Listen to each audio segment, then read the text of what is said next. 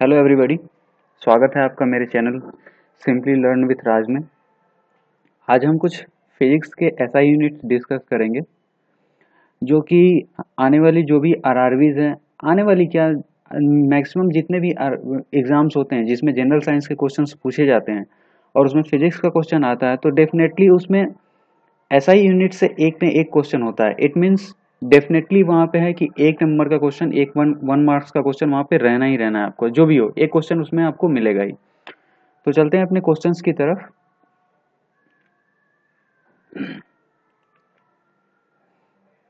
इसमें कुछ short term use किए गए हैं। अगर आपको पीक्यू मिले तो उसका मतलब होता है physical quantity. It means physical quantity and F for formula, DF for dimensional formula and SI for SI unit, that standard international unit. Okay, first is density. Density as we know, density होता क्या है? Mass upon volume. तो mass अगर इसकी हम dimensional formula देखें तो होता है M L to power minus three T to the power zero. It means M L cube M L to the power minus three. ये हो गया डायमेंशनल फॉर्मूला। और हमको जैसे पता है मास का होता है केजी और वॉल्यूम का होता है मीटर क्यूब, तो इसकी एसआई यूनिट जो हो गई केजी पर मीटर क्यूब। अगर डायमेंशनल फॉर्मूला हम देखें तो ये कैसे आता है? केजी क्या होता है? हम एक तीन चीज तो हमें पता है, मास, लेंथ एंड टाइम। इसमें हम डायमेंशनल को राइट करते हैं, ठीक है, या फिर देखते हैं। तो केजी का हो गया mass and upon metre cube.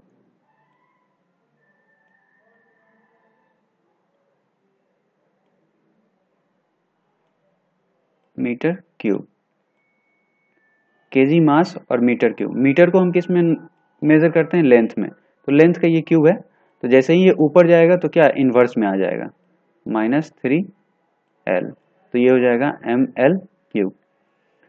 Second question देखते हैं। वेलोसिटी, हमें पता है वेलोसिटी इक्वल टू क्या होता है? Distance upon time. ठीक है, डिस्टेंस को मेजर करते हैं हम लेंथ, ठीक है, और time second.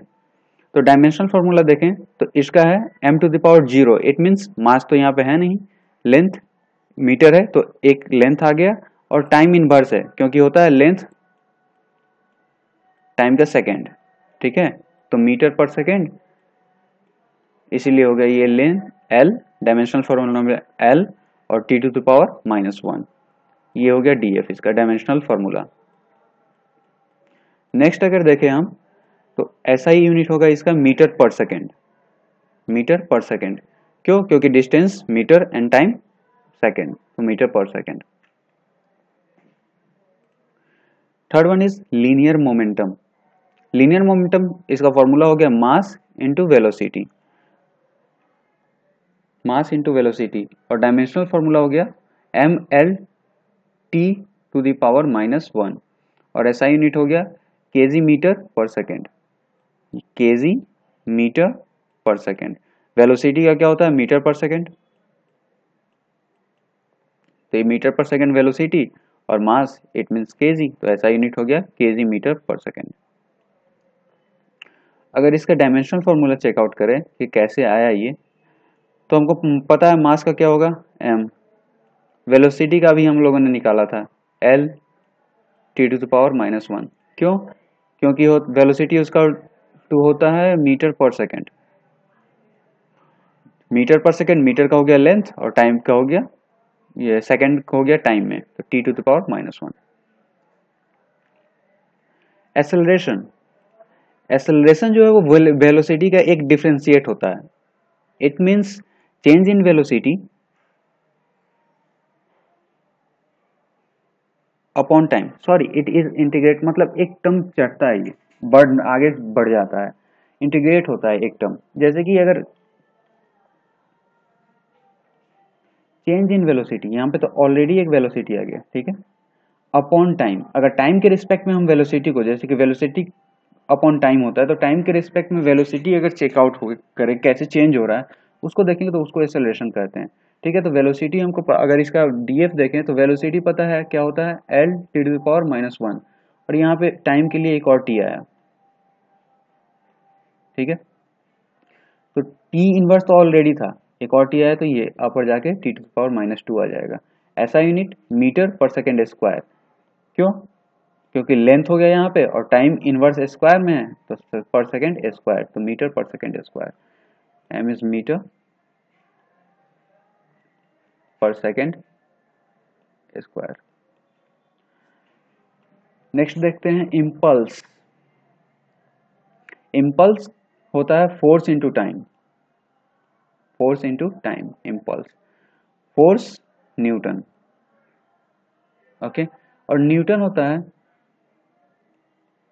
Kg metre per second square into time. Time का भी क्या होता है, सेकेंड, एक सेकेंड से एक सेकेंड यहाँ पे कैंसिल आउट हो जाएगा, तो इसका डायमेंशनल फॉर्मूला जो आएगा एम, मीटर का हो गया लेंथ तो एल, एंड टाइम एक कैंसिल हो चुका है तो सिर्फ इनवर्स में एक एस बचा है तो इसका हो गया टी इनवर्स। तो ये आप आ गया डायमेंशनल फॉर्मूला। ऐसा यूनिट इसीलिए न्यूटन पर सेकेंड हो गया, क्योंकि टाइम का सेकेंड होता है, सॉरी न्यूटन सेकेंड हो गया, टाइम का सेकेंड होता है और फोर्स को हम न्यूटन में मेजर करते हैं।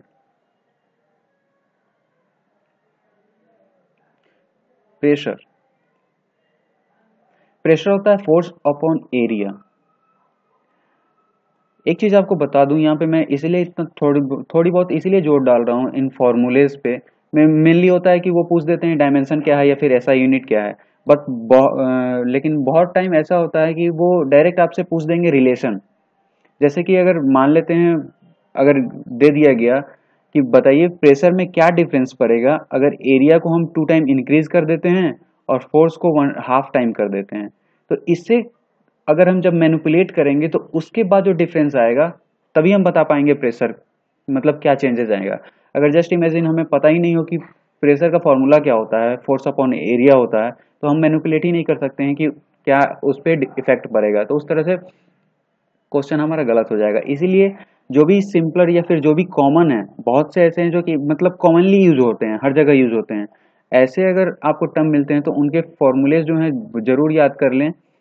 जैसे डेंसिटी हो गया, अगर डेंसिटी आपको डेंसिटी जस्ट इमेजिन की डेंसिटी इंक्रीज कर रहा है या डिक्रीज कर रहा है और पूछ दिया जाए डेंसिटी इंक्रीज करेगा तो वॉल्यूम पे क्या इफेक्ट पड़ेगा, तो अगर जब तक आपको पता ना हो कि डेंसिटी इक्वल टू होता है मास अपॉन वॉल्यूम तो आप मैनिपुलेट नहीं कर सकते हैं। जैसे कि डेंसिटी इक्वल टू होता है मास अपॉन वॉल्यूम, अगर आपको पता होगा कि density equal to mass upon volume है तो आप बता सकते हैं कि हाँ डेंसिटी इंक्रीज करेगा या डिक्रीज करेगा।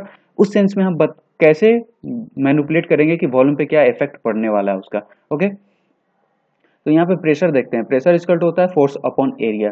फोर्स को मेजर करते हैं न्यूटन में, एरिया हो गया अपना मीटर स्क्वायर में। ओके, फोर्स अपॉन एरिया हो गया यानी कि न्यूटन पर मीटर स्क्वायर। ठीक है, अगर आपको फॉर्मूला पता है, ठीक है, और कुछ कॉमन टर्म्स के आपको डायमेंशंस भी पता है तो डीएफ आराम से निकल जाएगा। फोर्स आपको पता हो गया न्यूटन, और न्यूटन पहले भी हम लोग डिस्कस कर चुके हैं कि KG metre per second square. ठीक है, और ऑलरेडी पता है मीटर स्क्वायर है एरिया, तो इसका तो आपको पता ही है कि एल स्क्वायर होता है। अब यहाँ पे केजी का एम होता है, इस मीटर का एल हो जाएगा और इसका टी स्क्वायर हो जाएगा। सिंपल से हमको आंसर निकालना है। अब जैसे ही कैंसिल आउट करेंगे अपना डायमेंशन इतना आ जाएगा, M L to the power -1 T to the power -2। क्यों, क्योंकि एक एल से ये कैंसिल होगा तो इनवर्स में सिर्फ एक एल बचेगा और यहाँ पे टी स्क्वायर ऑलरेडी है तो ये -2 में जाएगा। ऐसा यूनिट इसीलिए यहाँ पे न्यूटन पर मीटर स्क्वायर हो गया, फोर्स न्यूटन में है और एरिया मीटर में है। नेक्स्ट देखते हैं energy. Energy mgh, mass into gravity into height. Okay, और इसको अदर टर्म में देखें तो हाफ mv स्क्वायर भी देख सकते हैं, ये भी एक एनर्जी का ही फॉर्म है। इसका ऐसा यूनिट है जूल, ठीक है, और इसका डीएफ है M L square T to the power -2। ठीक है, सिंपली डीएफ हर चीज की अगर हमें कुछ टर्म्स पता है कि जो तीन डीएफ तो हम तीन ही चीज में देखते हैं, मास, लेंथ एंड टाइम। अगर हमें मैनिपुलेट करना आ गया तो सबकी डीएफ आराम से, मतलब जितने भी डीएफ से हम निकाल सकते हैं, सिर्फ अगर हमें फॉर्मूला पता है तो जितने भी डीएफ आएंगे उन सबको हम निकाल सकते हैं। यहाँ पे मास है तो मास का एम हो गया, ठीक है। ग्रेविटी एक्सेलरेशन होता है, और height, height measurement at length. तो जैसे ही उसे निकालेंगे, ग्रेविटी क्या होता है, metre per second square. Okay, तो ये टाइम का हो गया, ठीक है। और यहाँ पे एक मीटर के लिए एल इसके लिए आ गया, और एक हाइट के लिए एल आ गया, तो एल स्क्वायर हो गया, और टाइम इनवर्स में आ गया। और मास के लिए एम तो है ही, एम जी एच, यानी जो भी उसकी बॉडी की मास होगी, mass into gravity into height, तो एम उसके लिए। तो डायमेंशन फार्मूला इजिली हम देखें कि निकाल चुके हैं, ठीक है। तो अगर हमें फार्मूला पता है और मैनिपुलेट करना हम जानते हैं और उनके यूनिट्स निकालना जानते हैं, तो सिंपल सी बात है कि यूनिट्स के थ्रू हम डायरेक्टली डीएफ निकाल सकते हैं, डायमेंशनल फार्मूला जो है उसका निकाल सकते हैं। इसकी एसआई यूनिट होती है जूल। ओके, नेक्स्ट है मोमेंट ऑफ फोर्स, ठीक है। मोमेंट ऑफ फोर्स होता है फोर्स इंटू डिस्टेंस, ठीक है। एक चीज यहाँ पे आप लोग थोड़ी बहुत लिटिल बिट कंफ्यूज हो सकते हैं कि यार यहाँ पे भी डीएफ सेम है, पिछला भी डीएफ सेम था, बट एसआई यूनिट दोनों की डिफरेंस आ रही है, ठीक है। डीएफ क्यों सेम है, क्योंकि फोर्स इंटू डिस्टेंस है, बट वो हो सकता है कि मैनिपुलेशन में आपकी दो चीजों की डीएफ सेम हो जाए, डीएफ सेम होना कोई बड़ी बात नहीं है। बट एसआई यूनिट यहाँ पे मोमेंटम ऑफ फोर्स, फोर्स के टर्म में देख रहे हैं तो हम यहाँ न्यूटन मीटर ही देखेंगे। बट अगर हम प्रीवियस केस में देखें तो वहां पे एनर्जी के टर्म में पूछा था, तो एनर्जी के टर्म में हम जूल लेंगे ना, कि उसके डायरेक्टली कोई भी यूनिट होगा तो उस टर्म में लिख देंगे। तो ऐसा यूनिट हो सकता है कि आपको सबकी डिफरेंस डिफरेंस बने, क्योंकि एक स्टैंडर्ड यूनिट टर्म की डिफाइन किया गया कि एनर्जी में ये होगा, या डिस्टेंस में, या फिर फोर्स में ये होगा। बट जब डायमेंशनल यूनिट निकालते हैं तो हो सकता है कि 1 से 2 या 2 से 3 जो भी हो उनके मैचअप कर सकते हैं, कि वो तो मैनिपुलेशन पे है कि क्या मल्टीप्लाई हो रहा है फॉर्मूला में, उसके रिजल्ट पे ये डिपेंड करता है डायमेंशनल फॉर्मूला, ना कि ये एकदम प्रमाणित किया हुआ है कि हाँ यही होगा। ओके, नेक्स्ट क्वेश्चन पे चलते हैं। Surface tension, surface tension force upon length, इसकी फॉर्मूला होती है फोर्स अपॉन लेंथ। फोर्स, देख एक चीज कॉमन है, अगर आपको फोर्स पता है तो बहुत सारे डायमेंशन फॉर्मूला तो वैसे ही निकल जाएंगे, क्योंकि फोर्स का होता है न्यूटन, और आपको इतना याद करके रखना होगा कि न्यूटन का जो होता है केजी, इसका मतलब एक स्टैंडर्ड टर्म में जिसके चलते डायमेंशन निकलता है kg metre per second square. ये बहुत इंपॉर्टेंट है। ओके, अगर ये आपको पता है तो बहुत सारे क्वेश्चंस वैसे ही सॉल्व हो जाएंगे। और लेंथ का आपको ऑलरेडी पता है कि मीटर होता है, तो ये देखिए इसका एसआई यूनिट भी आपको मिल गया और डायमेंशन भी पता चल गया। डायमेंशन, अब यहाँ पे आप पूछेंगे लेंथ कहाँ गया है, मीटर तो था, तो इस मीटर से ये मीटर कैंसिल आउट हो जाएगा, और केजी पर सेकेंड स्क्वायर, तो mass it means M T to the power -2। ये आ गया अपना डायमेंशनल फार्मूला, और ये आ गई एसआई स्टैंडर्ड यूनिट जो हो गई इसकी, ठीक है। सरफेस टेंशन हो गया। सरफेस एनर्जी, सरफेस एनर्जी, अब यहाँ पे भी देखिए एनर्जी का टर्म आया, पिछले में क्या था, सरफेस टेंशन था, बट अब फिर एनर्जी का टर्म आया। वही मैं पहले जो डिफरेंस बताया था वही डिफरेंस यहाँ भी है। अब यहाँ पे एनर्जी अपॉन एरिया है, ठीक है। एरिया हमको क्या पता है, मीटर स्क्वायर होता है। एनर्जी क्या होता है, mgh है। जब दोनों mgh, जब दोनों के टर्म, जब दोनों की सिंप्लीफाइड टर्म हम मैचअप करेंगे या फिर उनका मैनिपुलेट करेंगे तो अपना डायमेंशनल फार्मूला आएगा mass it means m T to the power -2, और ऐसा यूनिट होता है joule per metre square. Area का मीटर और एनर्जी का पता है जूल, एरिया का मीटर स्क्वायर और एनर्जी का जूल, तो इसीलिए ऐसा यूनिट हो गया इसका joule per metre square. Next one है अपना थ्रस्ट टेंशन। थ्रस्ट और टेंशन जो है वो एक फोर्स का ही, जस्ट लाइक फोर्स, उसकी यूनिट जो होती है वो फोर्स में ही मेजर होती है। तो फोर्स क्या होता है, न्यूटन, और हमको पता है न्यूटन डिस्कस किए हैं, kg metre, kg metre per second square, बस इसीलिए इसकी dimension ml T to power -2, ठीक है। फोर्स इसकी फॉर्मूला हो गई और ऐसा यूनिट न्यूटन हो गया। एक चीज आपको और बता दूं, 1 kg इक्वल टू होता है 10 न्यूटन। अप्रॉक्स।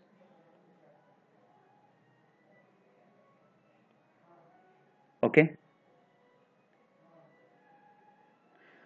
ये रिलेशन कहीं ना कहीं मतलब यूज में आ सकता है जहां तक मुझे लगता है, क्योंकि बहुत सारे क्वेश्चंस में ऐसा यूज होता है कि आपको दे दिया हो किसी और टर्म में और आपको किसी और टर्म में निकालना हो, मे बी न्यूमेरिकल साइड में, बट जनरल कंपटीशन में आई डोंट थिंक कि पूछा जाता है। बट वही अगर आरआरबी का एग्जाम हो इंजीनियरिंग लेवल पे, तो वहाँ में भी, वहाँ पे भी इनकी यूज पड़ सकती है कि यूनिट डायमेंशंस चेंज कर रहे हैं, तो उसमें यूज पड़ सकता है इसका। स्ट्रेस, स्ट्रेस बहुत इंपॉर्टेंट टर्म है। स्ट्रेस जो होता है वो फोर्स अपॉन एरिया होता है, ठीक है। मान लेते हैं अगर एक बार है ये, ठीक है, तो इस बार की जो भी एरिया होगी, अगर इस पे हम फोर्स लगा रहे हैं, तो जो भी इस पे फोर्स लगेगा इस एरिया के डिपेंड में, उसको हम कहेंगे प्रेशर अप्लाइड ऑन दिस बार, ठीक है। तो फोर्स का होता है न्यूटन और एरिया का होता है मीटर स्क्वायर। जब मैनिपुलेट करेंगे तो डीएफ अपना आएगा M L to the power -1 T to the power -2।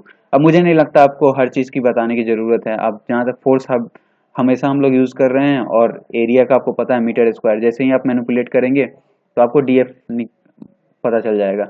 जरूरी भी है कुछ डीएफ आप खुद ब खुद निकालें, तो बेटर वे में आपको कुछ प्रॉफिट भी होगा कि हाँ, एक होता है ना कि प्रैक्टिस मेक्स मैन्स परफेक्ट, तो जैसे जैसे आप प्रैक्टिस करेंगे आप भी परफेक्ट होते जाएंगे।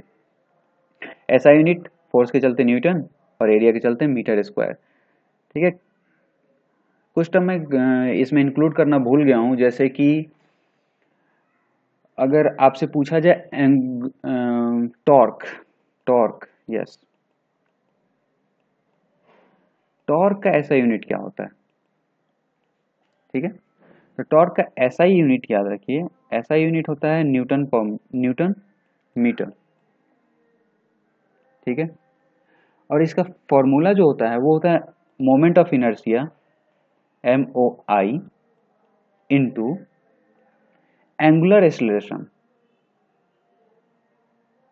Angular acceleration, okay. अब यहाँ पे आपको बता दें कि मोमेंट ऑफ इनर्शिया का जो फॉर्मूला होता है वो होता है मास इंटू डिस्टेंस का स्क्वायर। ये आगे हम डिस्कस करेंगे, बट ये छूट गया था टॉर्क। टॉर्क होता है ऐसा ही, इसका स्टैंडर्ड यूनिट हो गया आपको newton metre, moment of inertia into acceleration इसका हो गया फॉर्मूला, ठीक है। अगर इसका डीएफ निकालना है तो आप मैनिपुलेट करेंगे तो इसका डीएफ आएगा आपको मीटर, मतलब sorry, M L square T to the power -2, ये आपको डीएफ आ जाएगा, ओके। नेक्स्ट है स्ट्रेन। आई थिंक मैक्सिमम लोगों ने पढ़ा होगा stress, strain and elastic of modulus और मॉडुलस ऑफ इलास्टिसिटी और हुक्स मॉडुलस या हुक्स कांस्टेंट। स्ट्रेन जो होता है इसको हम निकालते हैं length, change in length upon original length. तो लेंथ का भी होता है चेंज इन लेंथ जो होगा वो भी, भाई अगर मान लेते हैं कि एक बार है, अगर हम उसको हीट कर रहे हैं, जैसे ही हीट करेंगे तो क्या होगा, इसका शेप डिफॉर्म करेगा, या ये जैसे ही इंक्रीज करेगा इसका साइज, तो ये चेंज इन लेंथ आया। मान लेते हैं पहले इसका साइज 5 mm था या 5 मीटर था, अब इसका साइज 5.5 मीटर हो गया, तो ये भी अभी भी मीटर में ही है, चेंज इन लेंथ है। और ओरिजिनल लेंथ क्या था अपना 5 मीटर, तो ये मीटर से मीटर कैंसिल आउट हो जाएगा, तो ये ऑलरेडी डायमेंशन लेस है, तो डीएफ इसका डायमेंशन लेस आया। और जब जहाँ से जाहिर सी बात है कि जब डीएफ ही नहीं है, इसका कोई डायमेंशन ही नहीं है, तो ऐसा यूनिट हो ही नहीं सकती है, तो ये ना ऐसा यूनिट है इसका, ना डायमेंशन है। और फॉर्मूला होता है इसका change in length upon original length, ठीक है। नेक्स्ट क्वेश्चन पे चलते हैं। मॉडुलस ऑफ इलास्टिसिटी, मैं डिस्कस कर ही रहा था कि हाँ, मॉडुलस ऑफ इलास्टिसिटी, स्ट्रेस और स्ट्रेन, इन तीनों का इंक्लूजन। जैसे ही मॉडुलस ऑफ इलास्टिसिटी आया E equal to stress upon strain, okay. Strain की ये नोटेशन होते हैं इंजीनियरिंग लेवल पे, ये सारे हैं, या फिर 10th 12th लेवल पे भी हैं, और इसे हुक्स कांस्टेंट भी कहा जाता है, E मॉडुलस ऑफ इलास्टिसिटी को, ठीक है। तो होता है स्ट्रेस अपॉन स्ट्रेन। अब जहां तक हम जैसे हम लोगों ने अभी पीछे डिस्कस किया है कि स्ट्रेन के कोई डायमेंशन नहीं है, ये डायमेंशन लेस है। ओके, डायमेंशन लेस है। और स्ट्रेस जो है वो होता है force upon area, it means Newton पर मीटर स्क्वायर। तो जो यूनिट इसकी होगी स्ट्रेस की, वही यूनिट, क्योंकि डायरेक्टली प्रोपोर्शनल है तो जो यूनिट इसकी होगी वही इसकी होगी। अगर इन्वर्सली होता ये प्रोपोर्शनल तो अपोजिट हो जाता। इसीलिए जो स्ट्रेस की होती है वही मॉडुलस ऑफ इलास्टिसिटी की होती है। तो इसकी एसआई यूनिट न्यूटन पर मीटर स्क्वायर और डीएफ डायमेंशनल फॉर्मूला इसका m L⁻⁻1 T⁻⁻²। नेक्स्ट है मोमेंट ऑफ इनर्शिया। मैंने आपको बताया भी था मोमेंट ऑफ इनर्शिया इक्वल होता है मास इनटू डिस्टेंस का स्क्वायर। मास इस बॉडी का जो भी उसका मास होगा वो हो गया, और डिस्टेंस का स्क्वायर, जो भी डिस्टेंस मतलब जिस, अगर ये मान लेते हैं और ये बॉडी का मास है, तो इस अगर हमको कहीं पे अगर यहाँ पे मोमेंट ऑफ इनर्शिया निकालना है, ठीक है, तो अगर इसके सीआई से देखेंगे तो जो भी डिस्टेंस होगी उसकी स्क्वायर, ठीक है, ये डिस्टेंस है इसकी स्क्वायर। अगर सेंटर ऑफ सीजी से देखते हैं इसके, यहाँ पे हमको एमओआई चाहिए, तो इस अगर यहाँ पे शिफ्ट करना है इसका मोमेंट ऑफ इनर्शिया, तो मास जो भी इसकी बॉडी की मास होगी इनटू डिस्टेंस का स्क्वायर, जो भी डिस्टेंस होगा उसका स्क्वायर। डीएफ हो गया m और डिस्टेंस इज L⁻²। ओके, ऐसा यूनिट होता है केजी मीटर स्क्वायर। ठीक है, यहाँ पे एक और चीज डिस्कस करना चाहूंगा, angular momentum. Angular momentum SI unit आप इसका याद रख सकते हैं केजी। एसआई होता है केजी मीटर स्क्वायर पर सेकेंड। ओके, और इसका डीएफ होता है, डायमेंशनल फॉर्मूला होता है m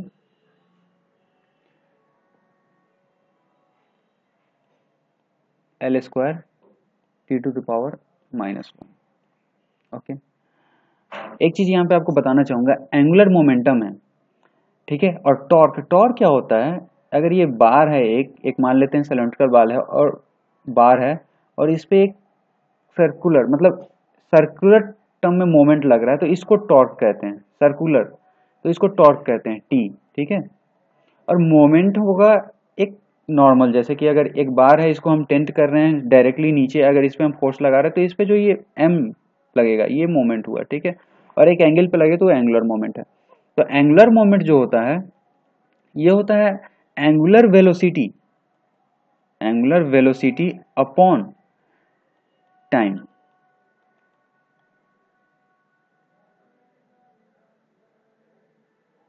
सॉरी रियली सॉरी, इसका फॉर्मूला जो होता है वो होता है मोमेंट ऑफ इनर्शिया MOI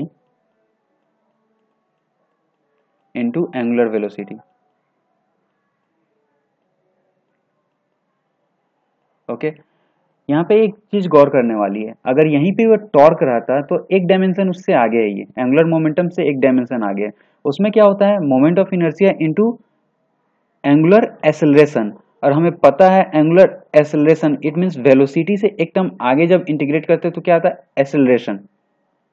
अब एक्सेलरेशन वाली टर्म में हम जहां देखेंगे एक टर्म आगे, जैसे एक्सेलरेशन में क्या होता है metre per second square, time का एक टर्म मतलब डिवाइड में बढ़ जाता है। तो यहाँ पे जैसे ही यहाँ पे अगर इसका डायमेंशन फॉर्मूला देखें तो mL² T⁻⁻1 है, लेकिन अगर वही टॉर्क रहता तो वहां पे क्या होता है moment of inertia into angular acceleration. तो यहाँ पे आप देखिएगा T⁻⁻2 हो जाएगा। तो अगर आपको कंफ्यूजन हो इन सब फॉर्मूलों में तो आप सिंपल सा अगर याद रख सकते हैं कि कहीं भी एक्सेलरेशन आएगा तो सिंपली अगर उसका डायमेंशनल फॉर्मूला इंक्रीज होगा तो एक पावर इनवर्स में इंक्रीज हो जाएगा टाइम में। क्यों, क्योंकि वेलोसिटी से एक पावर ज्यादा होता है, वो मीटर पर सेकेंड होता है और ये मीटर पर सेकेंड स्क्वायर होता है, टाइम के एक डिवाइड ज्यादा होता है। तो ये सिंपली अगर किसी चीज को डिस्कस करें और दिमाग में मेंटली अगर हम प्रिपेयर करें कि कौन सी चीज कैसे बदल रही है, कैसे चेंज हो रही है, तो आसान हो जाएगा हमें याद करने में। तो एक होता है ना कि किसी चीज की मेमोनिक बनाए तो वो ज्यादा जल्दी याद होता है, क्योंकि अगर सीधे अगर हम पैरोट की अगर तोते की तरह रटे तो कोई चीज़ याद नहीं रह सकती है, बट उसे मेमोनिक के टर्म में ले जाएं तो ज़्यादा जल्दी याद होगी और ज़्यादा देर तक याद रहेगी। ओके, नेक्स्ट पे चलते हैं। Angular velocity, angular velocity, angular displacement upon time. Okay, angular displacement जो होता है ये रेडियन होता है, इस डिस्प्लेसमेंट तो होता है बट ये रेडियन, एक मीन्स रेडियल, रेडियल चेंज होता है, तो इसको रेडियन में मेजर करते हैं। और डायमेंशन अपना किस में आता है, एम एल टी, इसीलिए इसको हम डायमेंशन में नहीं शो कर रहे, ये रेडियन में आता है। ओके, तो इसका डायमेंशन सिर्फ जैसे एंगुलर डिस्प्लेसमेंट अपॉन टाइम है तो टाइम का टी टू द पावर -1 आ गया, और ऐसा यूनिट यहाँ पे देखने वाली बात है, रेडियन पर सेकेंड आएगा। इसीलिए मैंने बोला डीएफ मैनिपुलेट हो सकता है बट जो स्टैंडर्ड रखे गए हैं वो तो रहेंगे ही। अब एंगुलर डिस्प्लेसमेंट को हम रेडियन में मेजर जो जरूर करते हैं, बट इसके लिए डीएफ में हम नहीं शो कर सकते क्योंकि हम मीटर, लेंथ एंड टाइम ही है। ठीक है, नेक्स्ट चलते हैं। एंगुलर एक्सेलरेशन, जैसे अभी मैंने पीछे बताया था आपको, एंगुलर वेलोसिटी अपॉन टाइम, वहां क्या था अपना displacement upon time, but angular acceleration just एक टर्म आ गया, एंगुलर वेलोसिटी।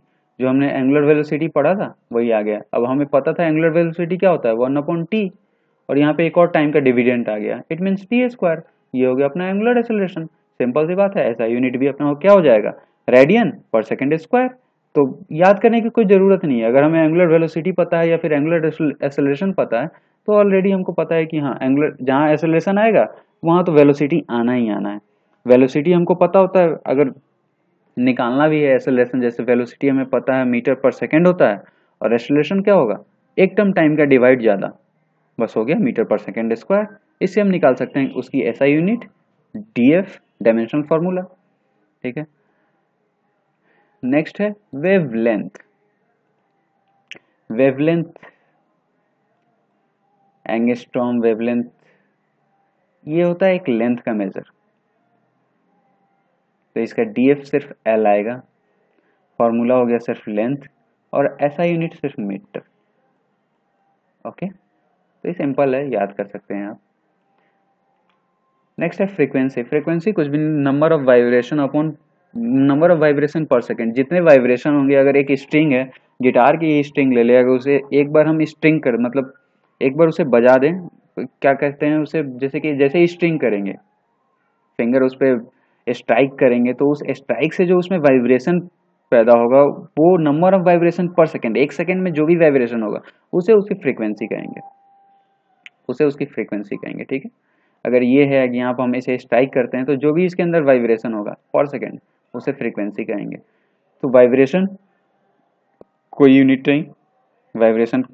ठीक है, और ऐसा यूनिट इसीलिए इसका पर सेकेंड है, तो टाइम में क्या होता है, सेकेंड इनवर्स, इसीलिए इसका सेकेंड इनवर्स है।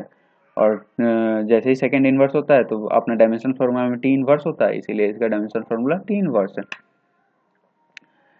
Hope you like this video and आशा करता हूँ कि आपको पसंद आए और आपकी हेल्प भी करे जो भी आप आगे आने वाले एग्जाम से। और मेरा जहाँ तक मानना है डेफिनेटली एक क्वेश्चन तो इससे आरआरबी में आना ही आना है। और मैं आपसे ये भी कहूँगा कि जो भी जनरल या फिर जनरल साइंस आप भी जो भी compete करते हैं, जो भी एग्जाम देने वाले हैं, वो कॉमन फॉर्मूले जहाँ भी हैं उनके कम से कम फॉर्मूले याद कर लें कि अगर आपको फॉर्मूला पता है तो आप उसका डायमेंशनल यूनिट निकाल सकते हैं, क्योंकि फॉर्मूला पता है तो मैनिपुलेट कर सकते हैं, अगर फॉर्मूला ही नहीं पता है तो आप मैनिपुलेट नहीं कर सकते हैं। हो सकता है कि अगर उस टर्म में चेंज दिया गया हो कि हाँ इस अगर हम मान लेते हैं प्रेशर चेंज करें तो स्ट्रेस पे क्या असर पड़ेगा, उसमें क्या चेंजेस आएंगे, उस तरह आप मैनिपुलेट कर सकते हैं। ठीक है, होप ये आपके लिए हेल्पफुल साबित हो। Thank you. अगर आपको पसंद आया हो तो ज़रूर सब्सक्राइब करें, और मैं कोशिश करूँगा कि आगे भी ज़रूर नए नए स्टफ डालता रहूँ। और मैं अभी कोशिश कर रहा हूँ कि डेली बेसिस पे कुछ क्वेश्चन, कम से कम मिनिमम 10 to 20 क्वेश्चन, 10 और 15 क्वेश्चन अप्रॉक्स, मतलब इस पे पोस्ट करता रहूँ। और आपके कमेंट्स जैसे अगर मिलते रहते हैं, अगर आपको पसंद आया और आप कमेंट्स ज़रूर करें ताकि पता चले कि हाँ आपको ये हेल्प हो रहा है इससे आपका, ताकि मैं भी आगे और वीडियोस बनाता रहूं। दोस्तों कुछ ऐसा कीजिए कि आपको भी प्रॉफिट हो, हमारा भी प्रॉफिट हो। इट मीन्स ऐसा ना लगे कि भाई मैंने जो भी अपना टाइम वेस्ट किया है इस पे वो एक रियल वेस्ट हो, नहीं, रियल वेस्ट नहीं होना चाहिए। वो डेफिनेटली एक प्रॉफिटेबल बेस्ड होना चाहिए, तब जाके लगेगा कि हाँ भाई वीडियो बनाया भी है तो किसी को फायदा पहुंचा रहा है, वैसे बनाने का कोई मतलब नहीं है। Thank you, subscribe my channel and like the video and comment also. Okay, have a good day, thanks for watching the video, signing off, Raj Singh, thank you, have a good day, bye bye.